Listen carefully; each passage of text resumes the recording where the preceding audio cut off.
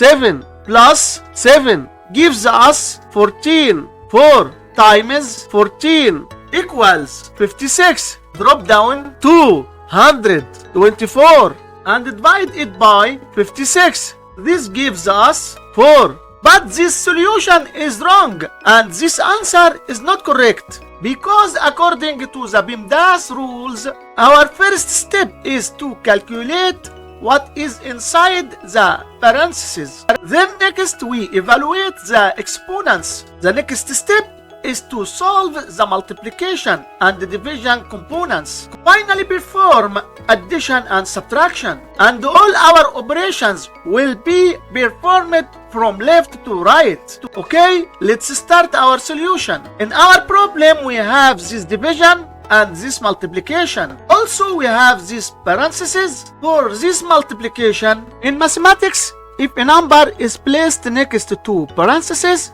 this means multiplication, and we don't write the multiplication sign for conciseness. By following the PEMDAS rules, first we must do these parentheses, after that we do this division, and finally we do this multiplication. If you do this multiplication before this division, it's wrong. So we will start with these parentheses. We have 7 plus 7 equals 14. So 224 divided by 4 times 14. Now we have this division and this multiplication. Let's take this division. 224 divided by 4 gives us 56 times 14 gives you 784. So this was our final answer to this problem.